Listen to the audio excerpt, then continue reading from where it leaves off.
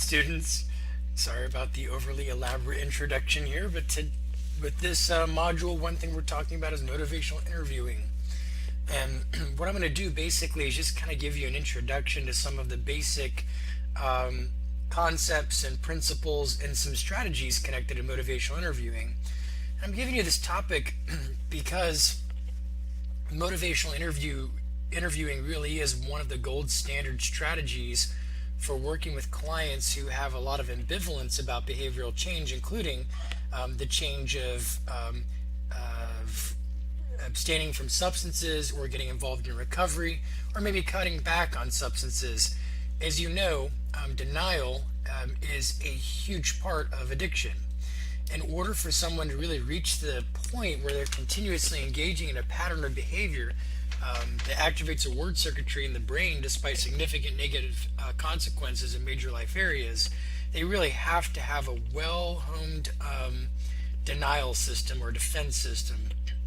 And they sometimes are going to lack insight, not actually be able to recognize the full impact of their behavior on their lives or the impact of their substance abuse on their lives, or they're going to at least have mixed thoughts and feelings about going forward with change. And remember that most people, or a majority of people who enter into substance abuse treatment, do so because they're being coerced, forced, or pressured by somebody else. So only a small percentage of them enter into treatment because they woke up one morning and said that they had the recognition that they needed to get some help. That certainly happens. It's great when that happens, but a lot of people come into treatment because someone else has pressured them. And so you end up then working with a lot of people who are very resistant to the change that you think your job is to be working with them on. And the question comes up that what do we do in those circumstances? How do we effectively work with those clients and help them to resolve their ambivalence about their substance use? Now, I'll tell you also a little bit about what got me interested in motivational interviewing. I was first exposed to it when I was working in a long-term intensive residential substance abuse treatment that was what was called a modified therapeutic community. Now, if you go back far enough in the history of therapeutic communities, they used to use some very controversial practices and techniques to try and create enough discomfort that a client's denial system would begin to erode through heavy use of confrontation and other measures that could actually make it would sort of tear down the person before they tried to build them up. For example, they would do things like in a therapeutic community that was a women's program where most of the female clients were prostitutes who had were in part involved in their prostitution in order to support their drug habits. They might have them wear a sign for a while that says something like, "I am a crack whore." They would have scenarios where if somebody wasn't behaving appropriately, then they would do things like when that person entered the room, everyone would turn their backs on them to signify or illustrate that they do not have a place in the community at this time. So there were some pretty controversial techniques and strategies because they would really work against people's self-efficacy and their self-esteem, and a lot of times generate much more guilt or anger. The community that I worked in, though, was a modified therapeutic community, so it was sort of a new generation of therapeutic communities where they had gotten rid of some of those old practices, but they were still heavy on confrontation. So, for example, we had something called homeless status, where a client would, as a consequence, have to carry all their belongings in trash bags, and at night they would have to go from dorm to dorm, knocking and begging to be let in to have a place to sleep. And they would arrange with all of the dorms so that only one of them could say yes, and they knew which one that was ahead of time. The staff would make those arrangements ahead of time. And the idea was that somehow that would increase people's sense of humility, and some of their pride would erode. That was getting in the way of recognizing the need for change. Another practice that we did was something called a confrontation group, where or large group they would call it, where you would basically sit your client in the room, and then all the clients in the room would more or less criticize them, and they would be unallowed, they would not be permitted to speak in defense of themselves. And the idea again was that we're confronting you, and it will become painful enough that you will accept the need for change.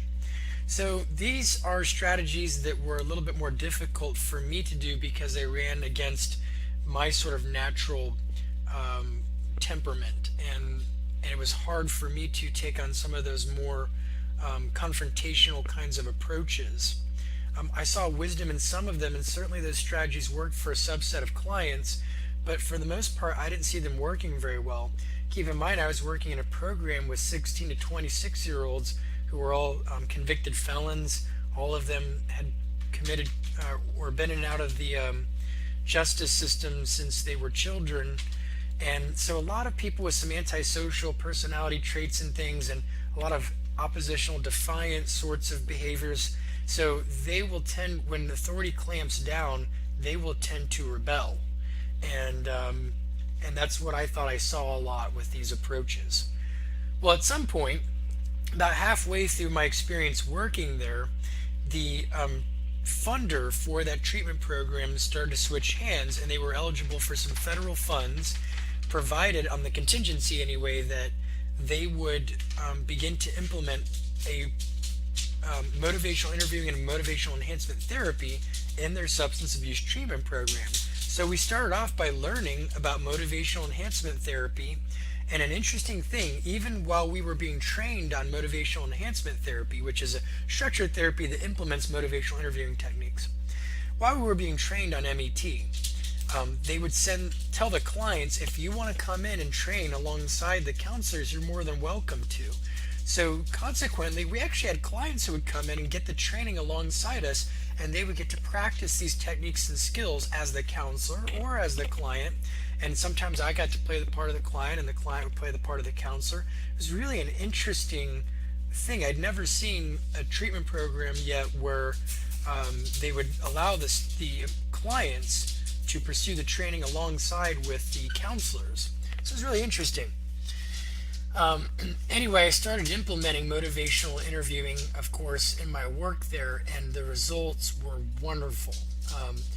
I thought everything was going so much better than it was with the old, more confrontational approaches, not only because of my own comfort zone, but also because the clients began to open up more, and there was much more of a spirit of collegiality in the treatment program, and it was a more therapeutic environment, I thought, when we started to implement some of these motivational interviewing strategies. So motivational interviewing is a client-centered directive method for enhancing intrinsic motivation to change by exploring and resolving ambivalence. So there are a couple key things here. One is it's client-centered, which means that it, like Rogers or Rogerian therapy, the client is considered responsible for change, and the counselor will consider the client to be the authority in the sense that the client knows more about what does and doesn't work for that client than the counselor does, and the counselor leads best by following in some respects. However, unlike Rogers, it is also directive, which makes it a bit of a paradox. It's both client-centered and directive. It's directive because the counselor is intentionally using certain responses to move towards exploring and perhaps resolving ambivalence for the need to change, which is not so much the approach that somebody like Carl Rogers would take. It is an evidence-based approach. It is in the official evidence-based practice registry under the Substance Abuse and Mental Health Services Administration. So that means that there are a number of studies that have demonstrated empirically that motivational interviewing can be effective. And it is not a therapy. I told you earlier I started talking about motivational enhancement therapy, but motivational interviewing is not a therapy per se. It is a method of communication. It is a therapeutic or counseling style versus a therapy. It's a way of talking to people. And it is used to address a number of health issues that have behavioral components. So in other words, it originally was being used for alcoholism, and by extension then to other drugs um, and uh, and substances of addiction. But then it began to really be expanded to look at other types of behaviors like overeating, for example, smoking cessation, which is still substance abuse, obviously, or even the goals of exercising or not exercising. So it's really been expanded so that it can be a helpful approach for any situation where a client is experiencing ambivalence, mixed thoughts or feelings, in other words, about making a healthy behavioral change. You do not have to be a therapist to be trained on or use motivational interviewing. In fact, there are other lay people or clergy members, teachers, other healthcare professionals also in other healthcare disciplines that are trained on motivational interviewing. And at the core ethical precept of motivational interviewing is autonomy. The client is responsible for change, and we honor the client's will and choice in motivational interviewing. So let's start off with talking a little bit more about the philosophy of motivational interviewing. It sort of was rooted in many research findings that supported a move towards this type of paradigm. The first finding was that change occurs naturally among human beings, regardless of whether or not they're involved in counseling. And yet at the same time, even brief interactions between a counselor or a helping professional and a client can trigger, speed, or facilitate change. The likelihood that change will occur is strongly influenced by interpersonal interaction. So it actually makes, this kind of also connects to some research on what makes therapy effective.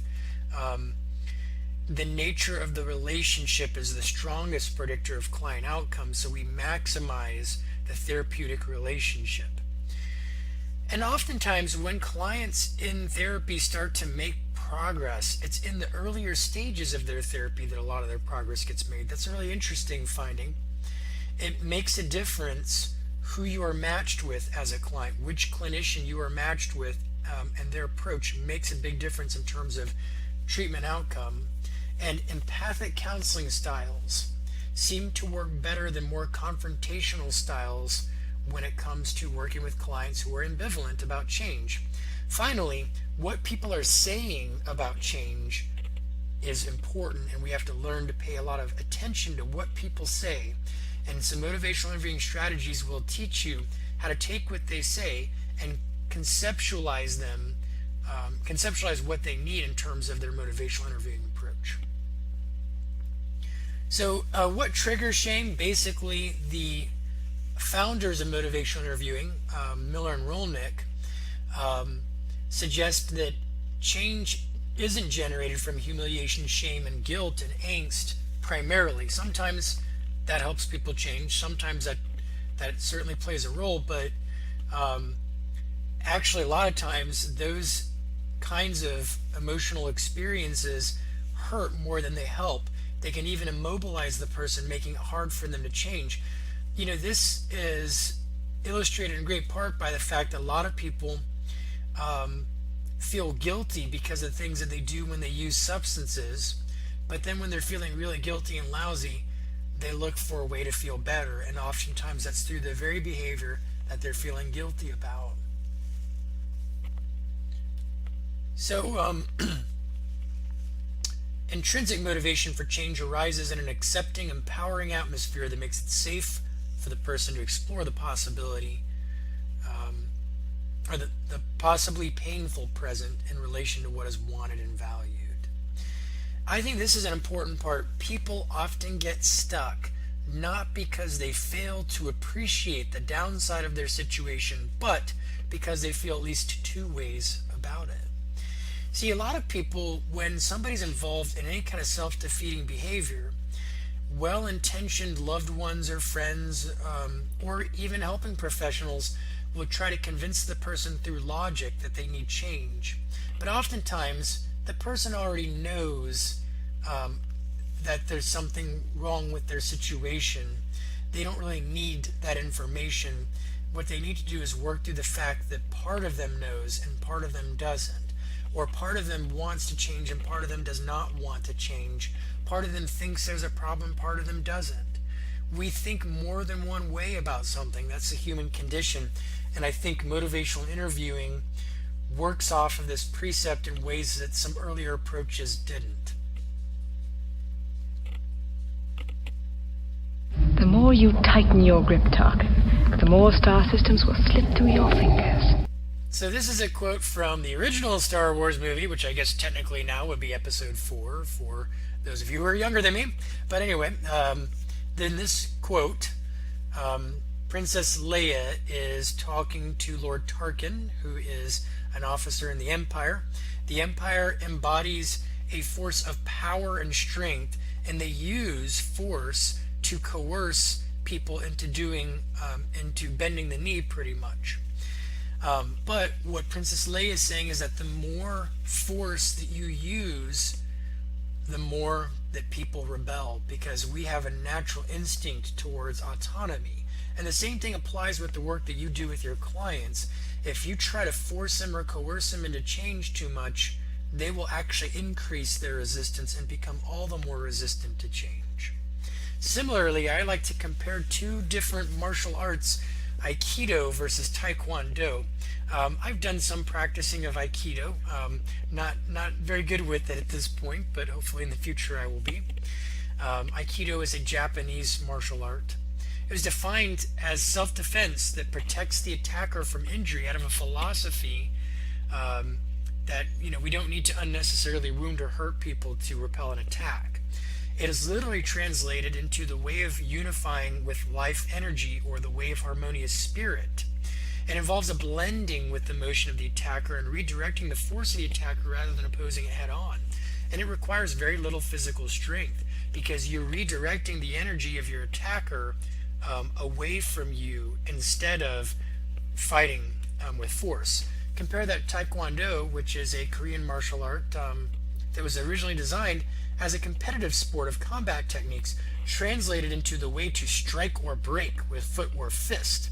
It emphasizes kicks from a distance for greater power, closed fist punches, open hand strikes. Strength and speed are considered a competitive advantage in Taekwondo. So they're two very different fighting styles. One is about force meeting force, and the other is about redirecting energy. And in motivational interviewing, you learn to not match your client's force with force, but to instead redirect their energy towards change. Now, I think it's always good to know about the Prochaska, Norcross, and DiClemente stages of change model whenever we're going to be talking about motivational interviewing. So let's just cover this briefly. The first stage in this model is pre-contemplation, which you can think of as denial. This would be the perspective of problem. What problem? There's no problem to work on here. The client isn't seriously considering any need for change. But then you move into contemplation stage. And in contemplation stage, the client is beginning to think, okay, I'm willing to seriously consider whether or not there's something to work on here. If you move into preparation stage, the client has essentially decided that they are going to move forward with the change, but they're kind of getting their ducks in a row. They're figuring out how they're going to go about it and what they're going to do so that they can propel forward with their change. A lot of times they're researching and exploring options, or they're doing a few small things to kind of get the pump primed. And then we move into the action stage. This is where most of what most people think of as action or as change actually happens. This is where they're really implementing their plan, and they're making the behavioral change. They're not adjusted to it yet. It usually takes some tremendous work or effort or strength or resiliency on their part, but they're plodding through until they reach at some point maintenance, which you can think of as maybe being roughly 6 months or so down the road. There's no timeline per se, but there is a tendency for people to move in certain time frames. But anyway, when people reach maintenance, that new change is now the new normal, and it would be weird for them to not be doing it. They just continue maintaining what they've already been doing. They continue to avoid relapse and to practice the strategies to do so, and they reap the benefits of their behavioral change. But there's also relapse that can happen, where a client will lapse back into the old behavior, even if it's in a smaller scale version, and then hopefully recycle back through the stages, or maybe even pick right up where they left off before the relapse. Now, a client told me once this sort of works like chutes and ladders too, though, because a relapse can in some cases take you all the way back to square one, to pre-contemplation, and I've seen it happen, where it's amazing. A client will be doing so well for a while, and they relapse so severely that they're back to denial pretty much. So that can happen in rarer circumstances. Notice though that they use a spiral staircase instead of a linear model with this model, because they're wanting to demonstrate that it's not always so clear cut when people are moving from one stage to another. There's a blending from one stage to another as people work their way up. But the inevitable progress, of course, is still upwards moving. A lot of people spend a lot of time in pre-contemplation and contemplation, maybe years and years before they really move on to get some momentum going. We won't talk about the spirit of motivational review. Let's talk about the four general principles, though. The first principle is to express empathy. So you are constantly looking for opportunities as a counselor to be able to demonstrate understanding to the client. And the second is to develop discrepancies. You are always looking for opportunities to bring out the different parts of the client that view things differently. Part of you thinks this way and part of you thinks that way. We're going to illustrate that in just a moment. There's rolling with resistance. Here, when the client becomes more maybe, aggressive or provocative in their approach, you learn to roll with that and let it just kind of roll right off of you instead of to fight it from a more hardcore strategy or something along those lines. Give me a quick moment here. And we're back. Sorry about that. My dog was barking. Okay, so moving on to supporting self-efficacy then. The counselor looks for opportunities to send messages to the client that convey that the client has the resources and the potential to change. The client is capable of change and can do a lot more than sometimes the client is even aware of. So let's move on to let's go on to now we'll talk about resistance talk and advocacy responses.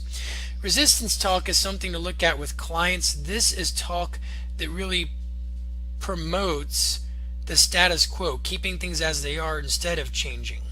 But advocacy responses for the counselor are responses where the counselor is over arguing for change.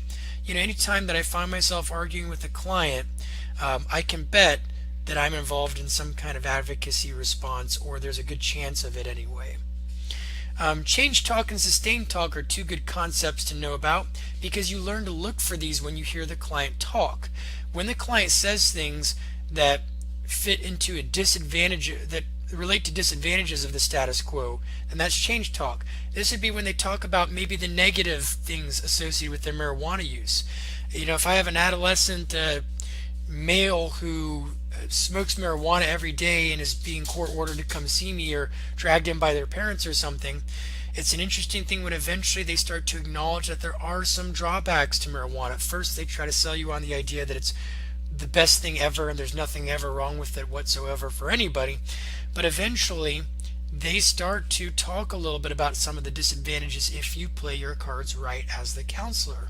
And they will tell you about things like it costs money, and they cough and wheeze sometimes, or sometimes they get lazy and they don't get anything accomplished, or they don't think as clearly or as sharply, or they do it too much and they know that could be a problem, or they're sick and tired of getting arrested. Those are all disadvantages of the status quo. Advantages of change is when they talk about what could be better if they cut back or they stopped using altogether. Intention to change is actually talking about, like, for example, I had a client who said, I know I can't just keep smoking weed for the rest of my life. And I was interested in that because he was a hardcore supporter of the idea that he should be smoking weed. And so I asked him, I'm curious about that. You said that what tells you that you can't just keep smoking marijuana for the rest of your life when you've been able to tell me about a lot of benefits of smoking it? And he said, well, eventually it's smoke. It's got to cause some kind of problem with your lungs. That can't be good, and I'm sure that it increases likelihood of cancer and things like that. So I'd never heard him talk about drawbacks to marijuana use. He'd said before he doesn't think there are any health hazards connected to marijuana smoke. But interestingly, when you use the right approaches, they start to tell you about change. And when they start to talk about being hopeful about change, that obviously is change talk as well, whereas sustained talk is the opposite of those four things. These are 6 types of counselor advocacy responses. These are signs that you as a counselor are over advocating for change. You're arguing for the change, you're assuming the expert role. In my experience, this is what this means and this is how you get better. Criticizing, shaming, blaming the client, labeling the client with lots of labels that are pejorative or uncomfortable or unpleasant for the client that will trigger defensiveness within them. Being in a hurry to get them in and out. Those are examples of advocacy responses. Now I think of this, sometimes working with clients with substance use disorders is very frustrating because as a clinician you reach a point where you've got an awful lot of information about all the health hazards of substances, for example, and all the things that help people to get better and the things that don't. And your client will often be telling you some of the most ridiculous things, myths about substance use, things that are wrong. And it's very hard for me at times to hold back from trying to tell the client, oh, actually, that's not true. Here's what's really true. Much like these German Shepherds are probably trying very hard to hold back and not pounce on this cat walking by.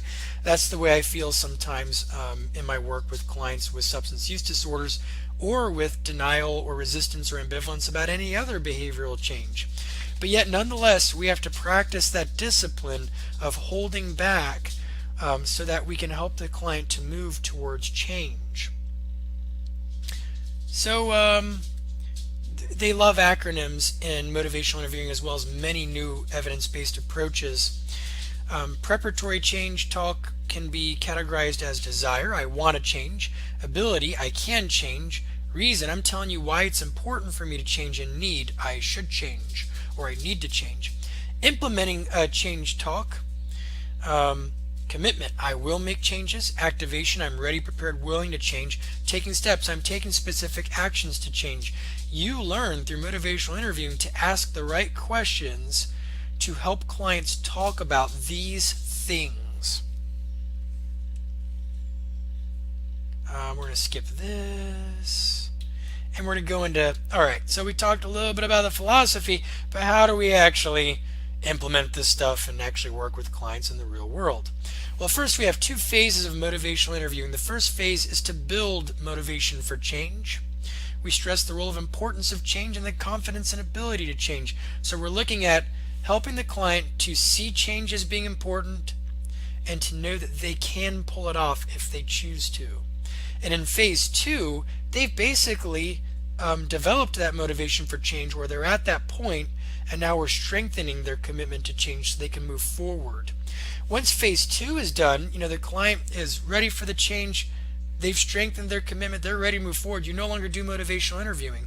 You start doing something else. It might be relapse prevention work. It might be solution-focused therapy. It might be cognitive behavioral therapy.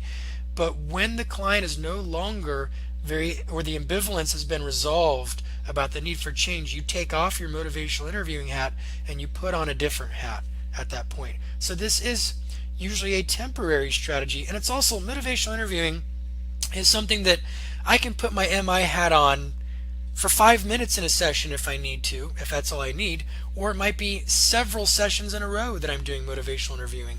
It all depends on whether or not the client is exhibiting some type of ambivalence about the need for healthy behavioral change. So let's move into phase 1 and look at strategies that you can use to help build clients' motivation for change. First thing I recommend is the use of a ruler or scaling. This is all coming straight from the motivational interviewing text in its 3rd edition by Miller and Rolnick. To better understand the client's ambivalence, learn more about his or her perception of both the importance of change and the confidence in their ability to change. So you can ask a client 2 scaling questions. The first one is, how important would you say it is for you to quit or cut back on your marijuana use? On a scale from 0 to 10, where 0 is not at all important, 10 is extremely important, where would you say you are? Now this is a pretty neat question because the client's going to answer this in a few different ways. If they give you a 0, well, yeah, it is kind of hard to do much work with that. You might ask something like, well, what would it take for that to go from a 0 to a 1 or a 2? Or, try to look at some questions like that to see if the client can acknowledge that hypothetically something could happen where they change their mind. But normally they're going to give you something that's in between 0 and 10. That's the majority of the time anyway. It may be a very low number, but if they even give you a 1, you have something to work with. Because then there's an interesting follow-up question that you can ask, and that question looks a little like this. Why a 1 instead of a 0? And if you ask a client why they're giving a 1 or a 2 or 3, a low number instead of a 0, then whatever they tell you is going to be change talk. They're going to tell you about the drawbacks of the status quo, or the things that aren't working very well for them as things are. But if you were to ask them instead, why are you at a 2 instead of a 10, then you're probably going to have them tell you they're actually going to be giving you what's called sustained talk. They're going to be talking about all the drawbacks of changing. So that's a good question to really avoid in a scenario like this. You really want to ask about why they're a low number instead of a 0, and then they will give you change talk. They're spending time telling you about why it's important to change at that point. The second question that you can use with the scaling technique is, how confident would you say you are that if you decided to quit or cut back smoking marijuana, you could actually do it, you could pull it off? On that same scale from 0 to 10, where 0 is not at all confident and 10 is extremely confident, where would you say you are?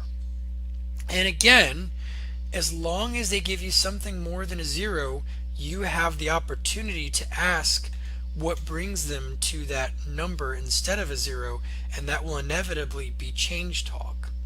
Now, you use these two numbers that they give you for case conceptualization. You can pretty much divide clients into 4 groups, one of 4 groups, based on the numbers they give you, although some might end up sort of straddling in the very middle here. But group A are the clients who give a low number for the importance of making the change and a low number for the confidence in making change. So in other words, I don't see it as being very important, and I don't feel confident that I could pull it off. And in that scenario, you know that the strategies that you use will be to both help them to explore the importance of the change and to help them with building the confidence that they could change if they wanted to. And there are different techniques for that. In group B, we have the low importance, high confidence client. So here's the client who says, oh, I could do it if I wanted to, it'd be a piece of cake, but I don't see the point in doing it. I don't think there's anything wrong with it. And this is a client that you may not need to spend very much time on helping them to develop that self-efficacy that they can pull it off.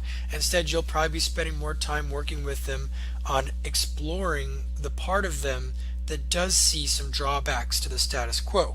You move over to group C though, and here we have high importance, low confidence. I think this is my favorite group to work with. I really enjoy working with this group because they are really motivated in the sense that they really want to make the change. They just don't have a lot of faith in themselves, and I find it very rewarding to do work here. So here, a lot of your work is going to be focused on them developing the confidence for the need to change. And then finally, group D, high importance, high confidence. Wouldn't it be nice if everybody came in like this? And if they really truly do have high importance and high confidence, and that becomes clear in your work with them, then you probably aren't going to be wearing your motivational interviewing hat for very long. You'll probably be moving on to a different strategy. Now, I'm going to give you a case scenario here. There was a client who was referred to me by vocational rehabilitation, and this client had a significant depressive disorder. And this client told me when I had moved into a new private practice, a new area for our private practice, I figured out that I need to change my lobby. And here's how I figured out that I needed to change my lobby. This client came in and he was obese enough that he could not fit into any of the chairs that we had available in our lobby, so he had to stand. And I thought, we can't have that. We've got to buy some chairs that can accommodate people who are really obese. And so we did. After that first appointment, I did not want somebody standing in my lobby. Anyway, so when I talked to him, I asked him, because the vocational rehabilitation counselor said, look, this client seems like, he says that he really wants a job, but he keeps shooting himself in the foot and dragging his feet on things and sabotaging getting a job. So I think there's something going on here. I can't figure it out. He's telling me all the right stuff, but there's some kind of block. Can you work with him and see what's going on? And that's a good scenario for motivational interviewing, because if the client appears to be dragging his feet on things, there seems to be some resistance even though it's not being spoken, then we could probably theorize or hypothesize that the client has some ambivalence about change. They have mixed thoughts and feelings about change. Part of them maybe wants to change and part of them doesn't. And that's the perfect scenario for motivational interviewing. So this client comes in and I use the scaling technique, and I ask him how important it is to him to get a job, and he gives me a 10. Like it's critical. Couldn't be more important. I ask him how confident he is that he could get a job, and he gives me a 2. Now, one of the questions I eventually asked him, because there are so many follow-up questions when it comes to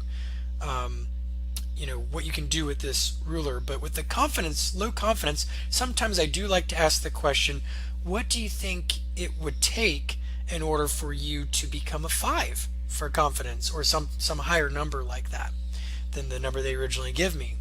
And he said, take one look at me. He said, I couldn't fit into a chair in your lobby the first time I came here. I have to breathe. I can barely get from the lobby into your office. I'm out of breath by the time I sit down, and I'm sweating. No one would hire somebody like me. They wouldn't be able to think that I'd be able to keep up with the work. And they have a point, because it would be hard for me to keep up probably.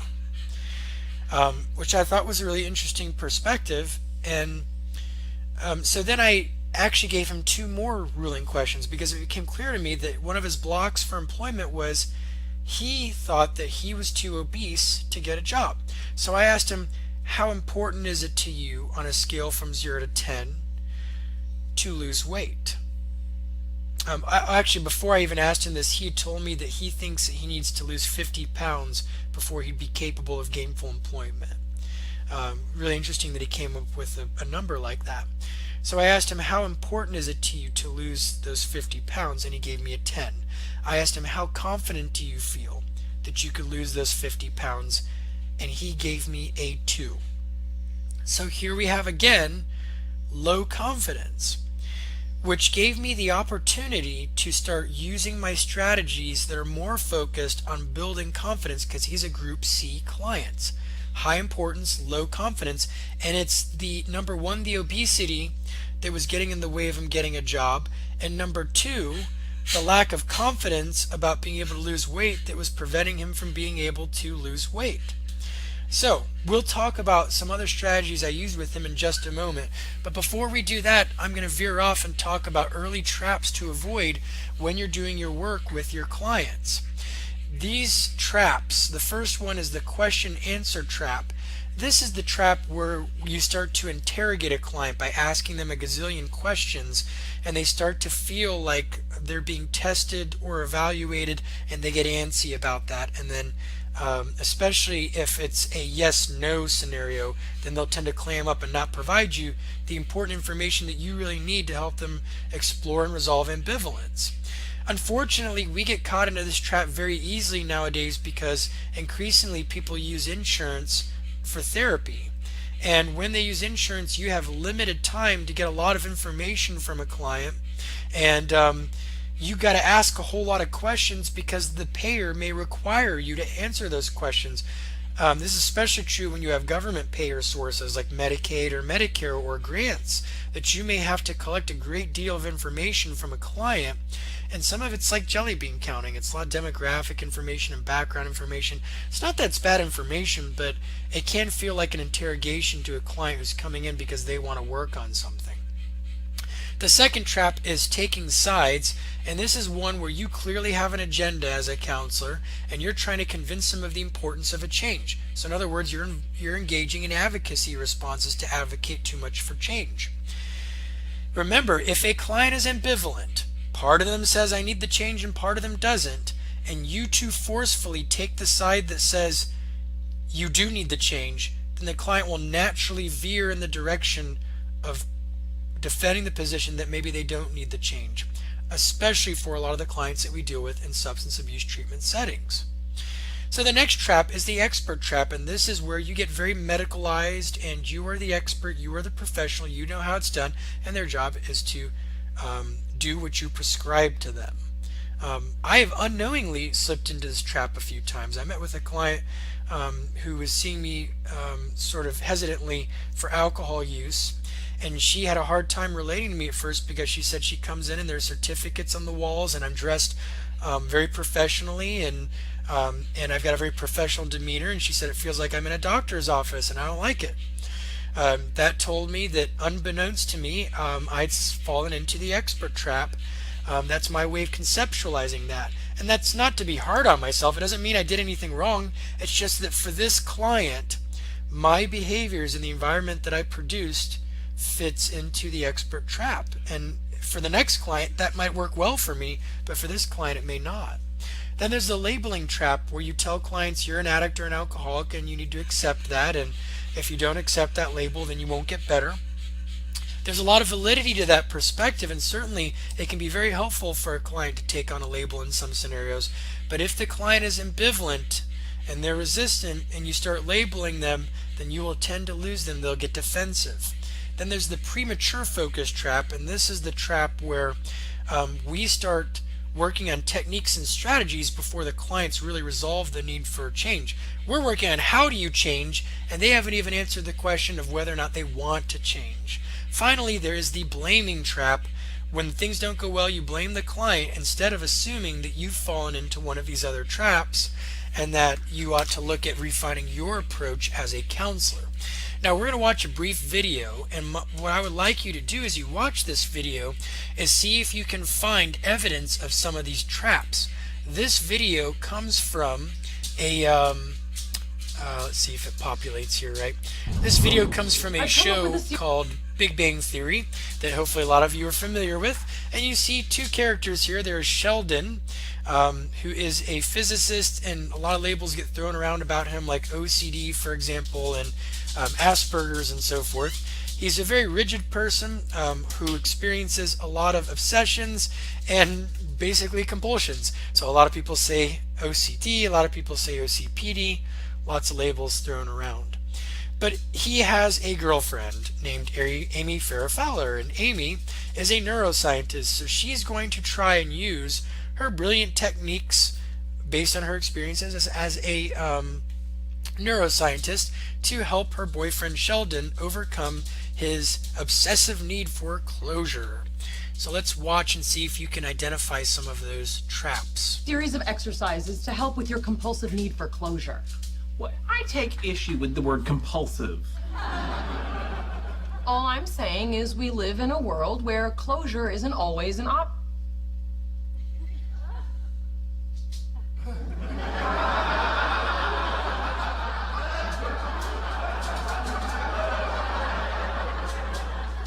Shun. Okay.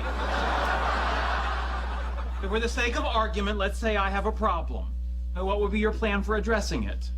I'm going to recondition your brain so that the need for completion isn't so overwhelming. By playing tic-tac-toe. Yep, your turn. Oh, Amy. And you wonder why people think neuroscience is nothing but a goofy game for diaper babies.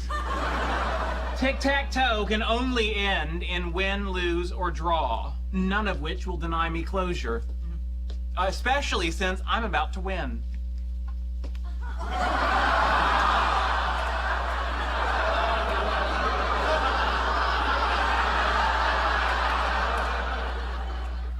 Well, we didn't finish.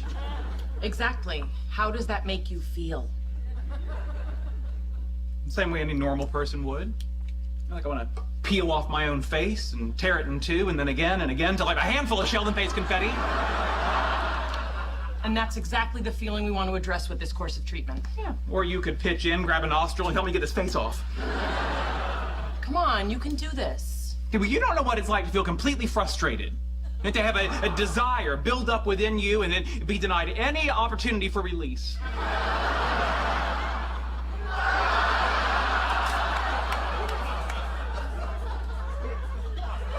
Yeah, sounds like a drag.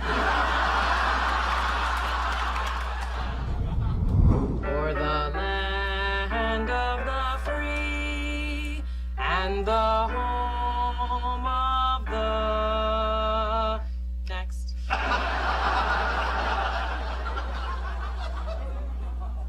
It's quite an impressive layout, isn't it? Yes. Let's box it up. Let's box it up.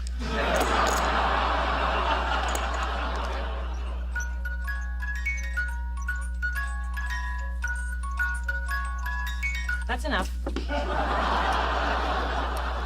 Sheldon, give it! Okay, Sheldon, make a wish and blow out the candles.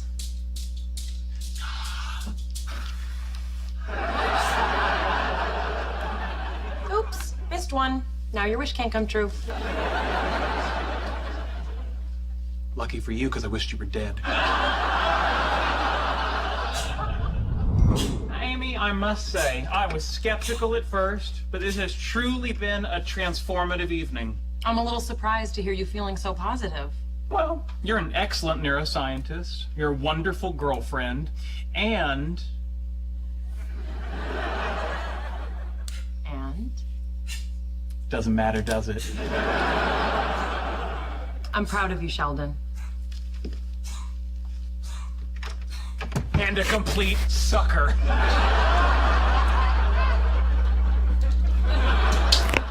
Oh, yeah.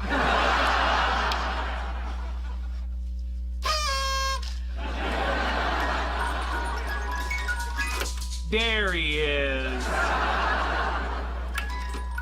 And the home of the brave.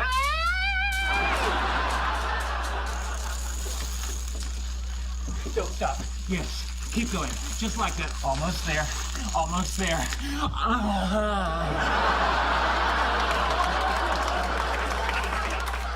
Sheldon, you big weirdo, I want you to know that I love that you're in my life. I love you too.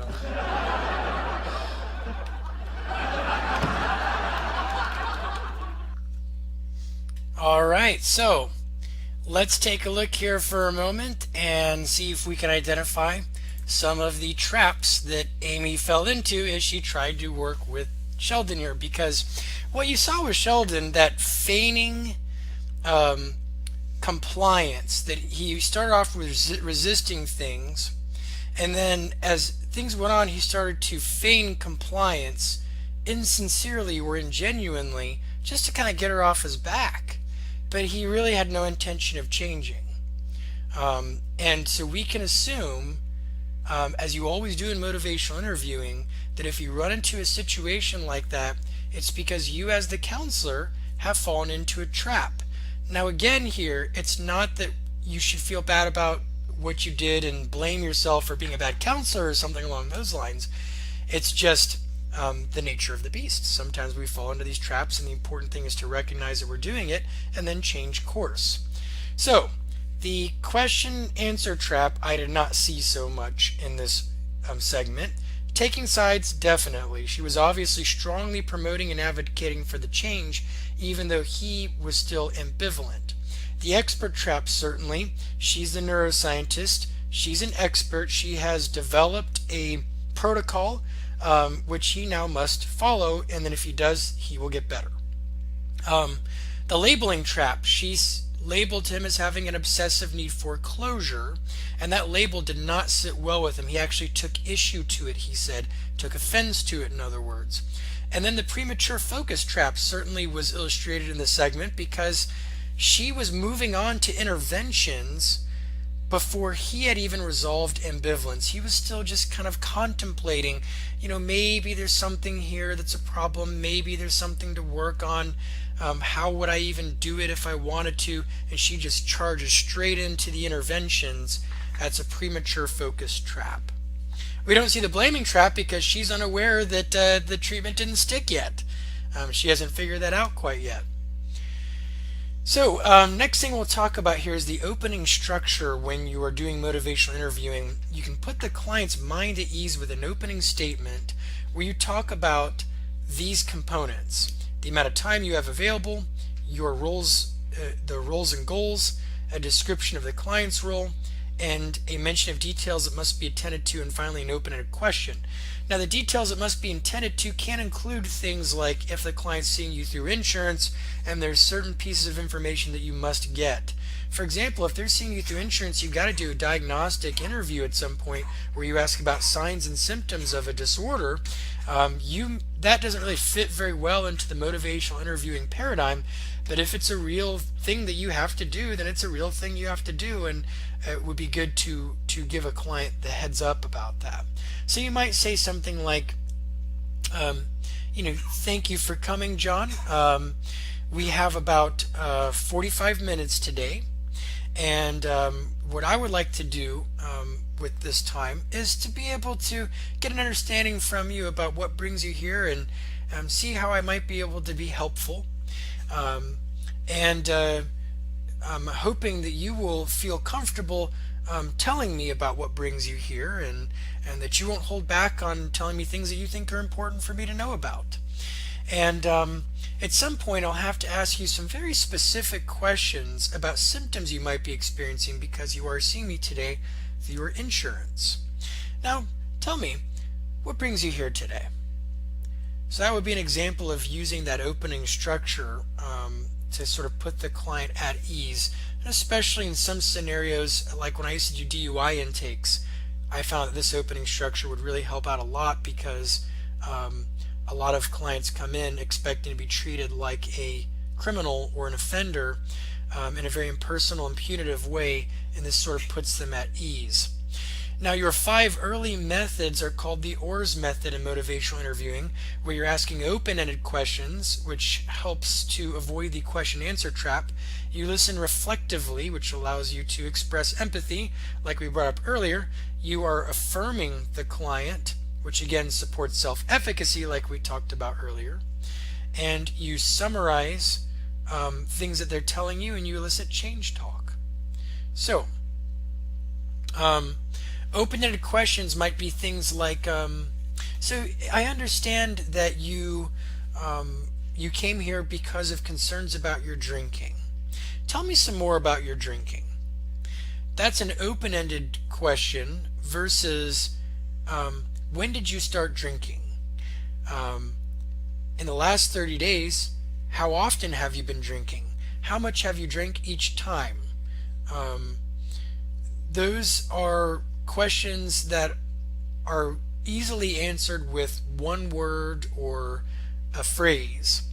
And they're not horrible questions. In fact, I have to ask those kinds of questions in an intake usually at some point, but I think it's good to focus more on open-ended questions, and once we get past the intake, that we try to avoid those kinds of questions as much as we possibly can to stay true to the motivational interviewing principles. We listen reflectively, so you reflect back what your client is telling you. You may reflect back 3 times at a ratio of 3 to 1. For every question you ask, you're doing 3 different reflections. And there are different types of reflections that we'll get to in a moment. In summarizing, you're not just reflecting back, but you're taking some key points out of a larger chunk of information, or you're maybe even summarizing everything that's happened into the session up to a certain point. I find that very helpful to help the client see the progression of where we're going with our content. And then finally, elicit change talk. So here you are trying to say the right things or ask the right questions such that the client will begin telling you about the importance of change. We'll skip this and go to some reflective responses. A simple reflection is when you just acknowledge the person's disagreement, feeling, or perception.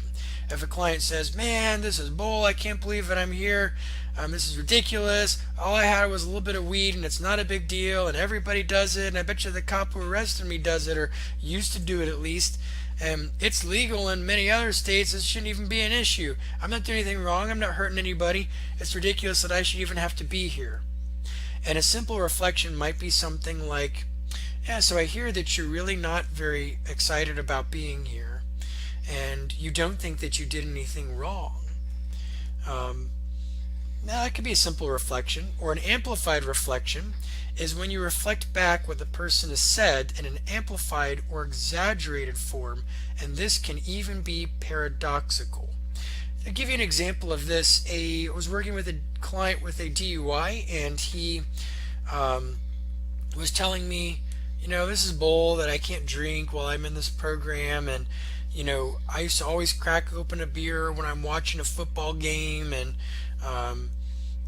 when I go fishing, nothing like having a cold, refreshing beer in your hands. And how do y'all expect me to enjoy fishing and football and all the things that I like now? You're taking all that away from me. And my amplified reflection was, you find yourself unable to have enjoyable experiences in life without alcohol. You don't think that there's anything that you can enjoy unless you have a beer in your hands. Well, that's an amplified reflection, because he didn't really tell me that, he sort of inferred it. But he's sort of telling me that he's incapable of having fun without alcohol, which isn't that kind of a sign of a problem? And so that may strike a different chord with him, and he might actually correct me, which was the case in this scenario. He said, well, it's not that I can't have any fun at all without drinking. I'm just saying it makes things a lot better. I can still enjoy things without drinking. So then I was able to reflect back, oh, okay, so if I understand you right, it's not that you can't have fun not drinking. Actually, you can do a lot of things and enjoy them without drinking. It's just that you prefer drinking with some of these things. So I'm he's sort of now acknowledging that he could quit drinking, and that in fact he could still enjoy life without drinking, which again is sort of change talk. Now, a double-sided reflection. In a double-sided reflection, you are aware that the client has said something that contradicts something that they said earlier in the session, or maybe even in a different session, and that shows ambivalence. And every time that you find ambivalence with a client, you want to put it on the table so it has to be explored. So you may say something like, a client comes in and it's, let's go back to that client with the marijuana, and there's nothing wrong with it, and it's going to be legal soon anyway, and it's good medicine, and I haven't done anything wrong, and it doesn't cause any problems for me, and everyone else does it, and blah, blah, blah, blah, blah, and I'm so sick and tired of getting into trouble for this and having to go through all this crap just because I want to smoke a little weed. Well, here's a double-sided reflection. I might say something like, so, on one hand, you don't think there's anything wrong with your marijuana use. You're not harming anybody with it. You think it'll be legal soon anyway. And on the other hand, you're sick and tired of getting into trouble for this over and over again and having to deal with those consequences, and you really want that to stop. So what I've just done is I've summarized his sustained talk, but then I brought out his change talk. He's acknowledging that one of the drawbacks to marijuana use is that he keeps getting into trouble and having major consequences, and yet he keeps doing it anyway, and he really wants that to stop. That's actually change talk. That brings out the part of him that recognizes, I'm doing something over and over again that's causing me problems, and yet it's still so important to me that I keep doing it even though it's creating so much strife in my life. That's a double-sided reflection. Okay, so there are things like agreeing with a twist. Well, let me start with shifting focus. Shifting focus can be good for rolling with resistance. Let's say client comes in, court-ordered possession marijuana charge or whatever, adolescent client, and I know how this is supposed to go. You're supposed to tell me that I'm doing everything wrong and I should be quitting smoking weed, and you're wasting your time with that. Don't even bother giving me that bowl. And then you might say something like, oh wait, hold on a moment here. I'm certainly in no position to tell you that you should or shouldn't be doing anything. I've just met you and I don't know anything about you yet. Maybe you could tell me a little bit about you and what brings you here. So I'm shifting focus away from the argument about whether the marijuana use is bad and he should stop, and whether my job is to tell him that. I'm not going to argue with him or fight about whether marijuana is healthy or unhealthy or whatever at this point. Instead, I'm going to shift the focus to, let's get to know each other a little bit, and sidestepping that power dynamic or that struggle over authority. The second reframing is when you take something that they've said and you just put it into a different frame. I'm not going to talk about that really, because you learn about that an awful lot in some other classes. But let's talk about agreeing with a twist, which is basically a reflection followed by a reframe. So I had a client who was telling me that he was sick and tired of his wife nagging him about his drinking. She just never lets off. It's like the whole world is falling just because I cracked open a beer, and it's just too much for me to be able to enjoy a little something or have a little fun in life. She's always got to be there to bitch and complain about things, and like she doesn't even want me to have any fun, telling me that, oh, I'm gonna die early, or I'm gonna have cholesterol problems, or hypertension, or I'm gaining too much weight or whatever. Like nothing's ever good enough for her. And the agreeing with a twist that I provided was probably something like,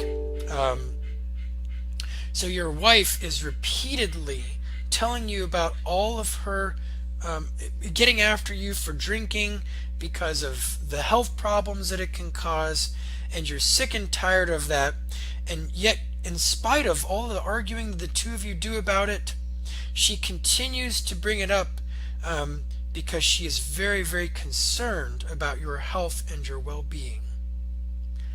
Well, now I've just offered a reframe that her nagging doesn't function to make his life miserable. The nagging is designed to protect him from harm because she cares about him. So I reflected back what he was telling me, but then I offered a twist at the end, a reframe. Emphasizing personal choice and control, so it's always okay to tell a client that, to remind a client that they're the ones in control and that they always have a choice, and that you're not here to force them to do anything. And then finally, there's a paradoxical strategy called coming alongside, which you should use sparingly when you know that it's the right approach for the right fit for the right person. This is an approach where you basically, somebody's vehemently advocating for the status quo, and you've tried every trick in the book and they just keep doing that, and maybe you decide to come alongside them and take their position a little bit and see if that causes them to shift towards making the case for change. So an example of this is I had a client one time who was referred by vocational rehabilitation again, sabotaging behaviors with his job search, declining job opportunities, and so forth. And so I have a session with him, and I'm exploring his resistance to work, and he's basically saying the kinds of jobs that my job coach tries to get me, I can't do because I'm not qualified to do them, or they're not a good fit, or they'll make me miserable, they'll make my depression worse or my anxiety worse, so I need to not do those things. So the more that he talked, the more that I realized that no matter what job is on the table, he's going to find a way to shoot it down. So eventually I decided to come alongside and see where that goes. So I said, you know what? You are actually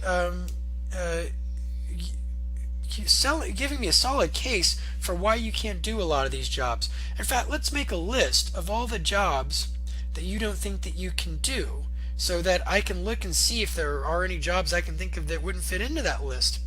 So I started going through different things. What about retail jobs? And oh no, I can't work in crowded places that are so busy that I'll make my stress worse and my anxiety worse, and I'll get depressed. And I hate working for corporations, they're evil, and blah blah blah. So We move on to office positions, and I would be bored out of my mind if I had to sit at a desk all day long, and I don't know how to file things and answer phones, and I'm not good at, so okay, we get rid of that.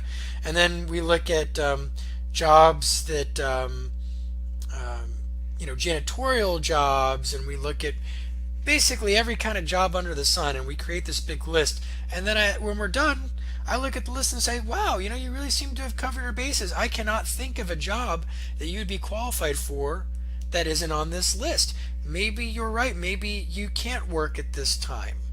Maybe we should be shifting our focus more to what you can do when your parents are no longer around to help you, and aren't able to provide you with support anymore because you make so little from your disability benefits that you probably would not be able to afford to live in an apartment. Maybe we should start examining options of touring some of the adult living facilities or group homes for people who receive disability benefits, since you won't be able to work and generate enough income to live on your own. And suddenly he said, oh, hold on here a second. I'm not saying that I can't work at all. I'm just saying the jobs that my job coach is trying to get me don't work. And I said, oh, that's really interesting, because earlier you were telling me that you couldn't think of anything that you can do that that you're qualified for. And he said, yeah, but I could go back to school. And I said, well, yeah, that's true, but you told me earlier that you can't go back to school because a traditional academic setting doesn't work well for you, and you're not interested in blue-collar jobs or training, and there are too many demands and expectations in a college setting, and you actually tried it before and it didn't go so well. So what tells you that right now that might be a good option?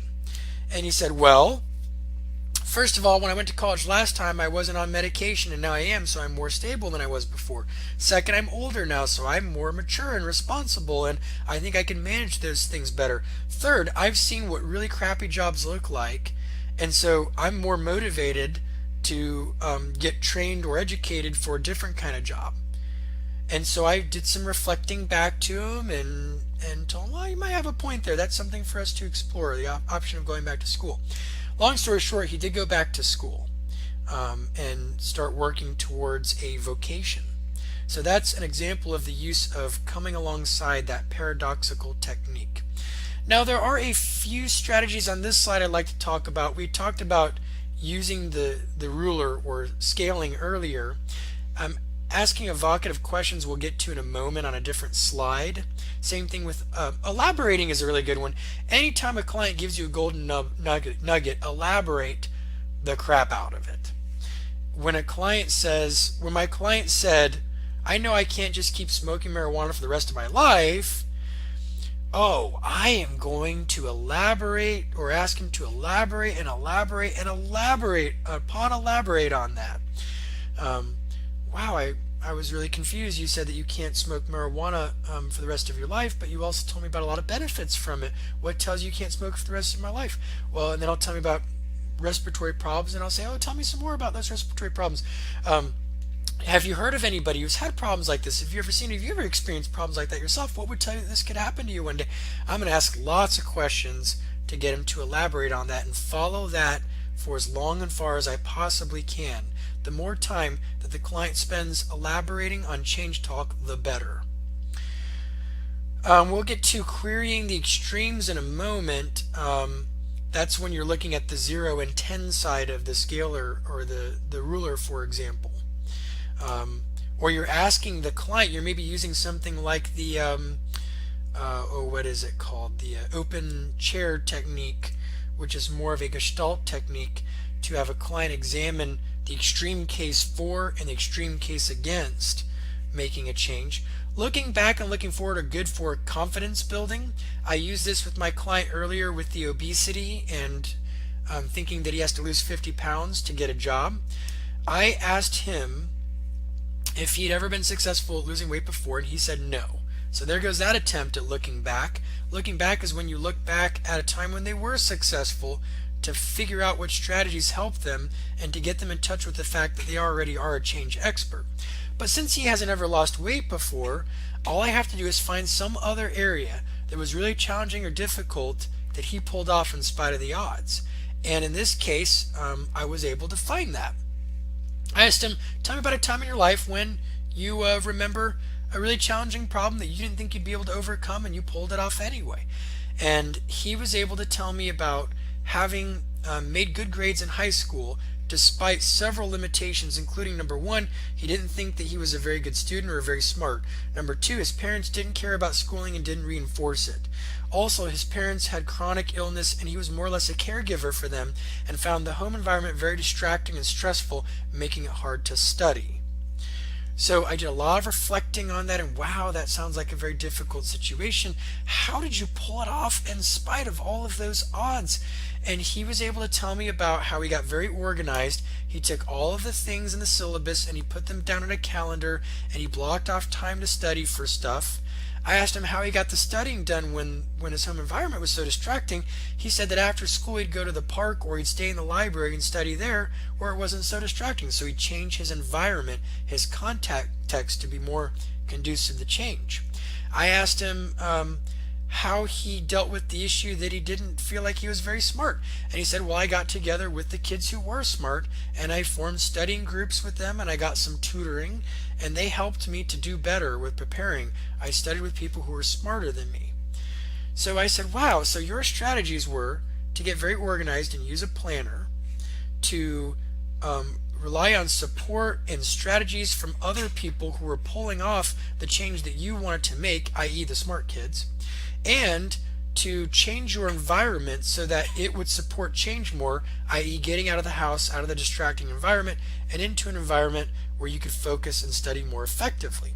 So I asked him to figure out how he could use each of those three strategies for his goal of losing 50 pounds. Long story short, he gets involved with Weight Watchers. In Weight Watchers, he gets a planner and an organizer and he plans out his meals.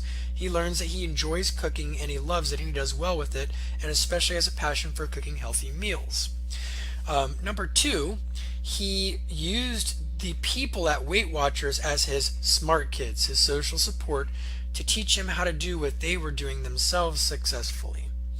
And for environmental control, in other words, changing his environment so it's more conducive to his behavioral goal, he got rid of all the junk food in his home, which he would binge eat with.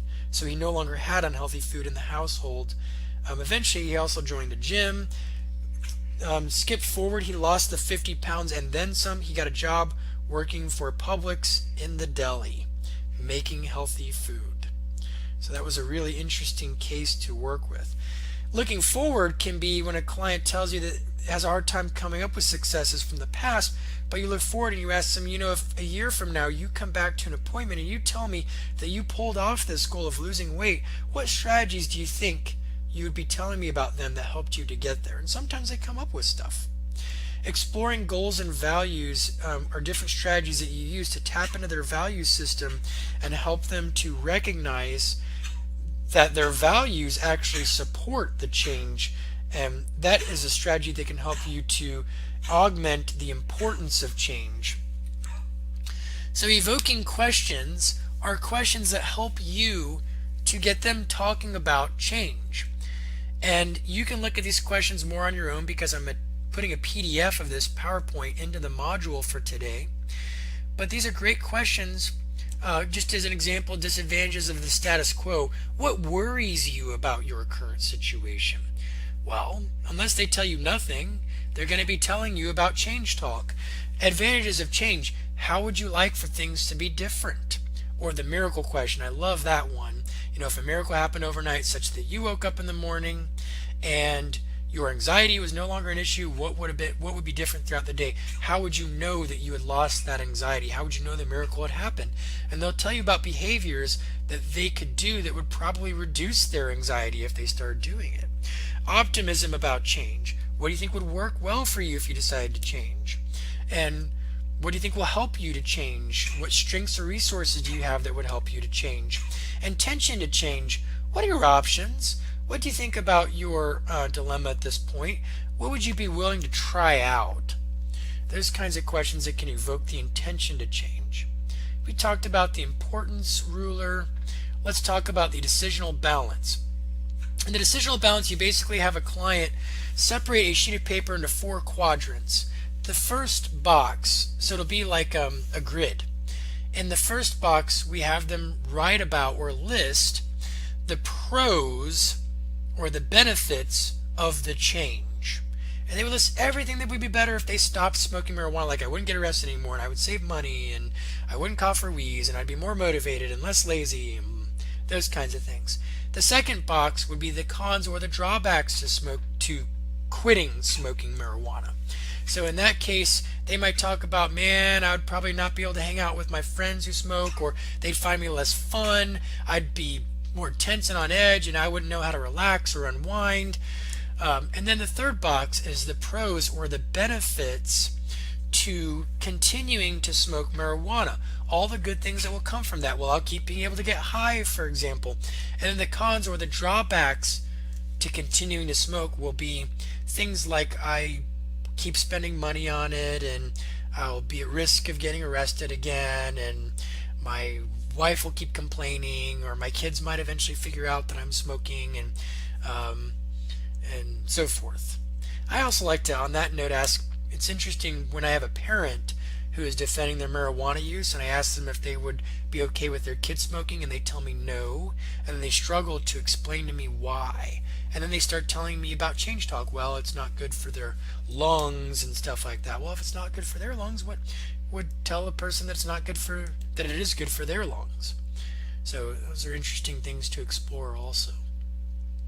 So I think you can look over the rest of these slides on your own if you would like. But I think at this point I'm going to go ahead and conclude, because I've given you an overview, or move towards concluding, because I've given you an overview of the theory and some examples of techniques and strategies that you can use in motivational interviewing. But I also want to tell you about some limitations. We don't fully understand why motivational interviewing is effective. We just kind of know it is from the research. Also, it is not a one-size-fits-all tool. It doesn't work for everything. It doesn't work for everybody all the time. Nothing does. It's a good tool to use, again, when your client seems to be ambivalent about a healthy change.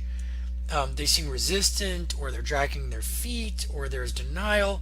It can be a good tool in those scenarios. There are institutional barriers. For example, you may work in an agency where you have to ask a gazillion questions and interrogate somebody, and that kind of works against motivational interviewing principles. And there are funding and payer barriers that we talked about earlier.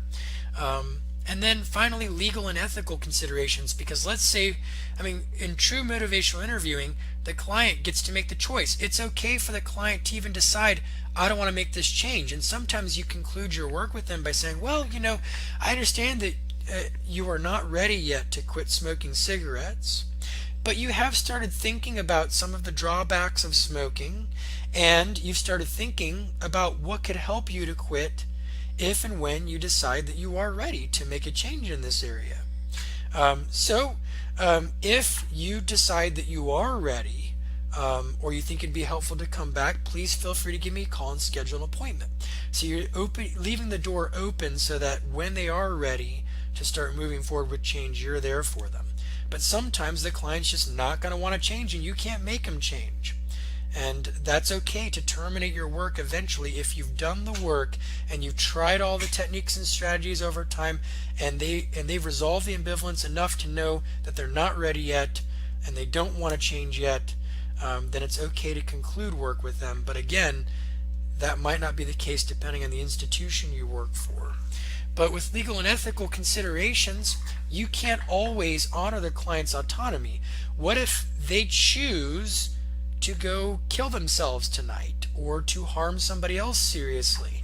That's a scenario where law and ethics would require you to act in a way that does not honor their autonomy. So that's something important to consider when you look at applying motivational interviewing as well. Alright, so that's all that we're going to do for today, and I hope that this was at least helpful in giving you an introduction to motivational interviewing, but it's the kind of technique or approach that you really need to get a lot more training in and spend some time practicing, and it's not going to always come easy, and it'll take some practice, and that's okay. But this maybe will be your start to exploring this strategy in greater detail. You guys have a good one.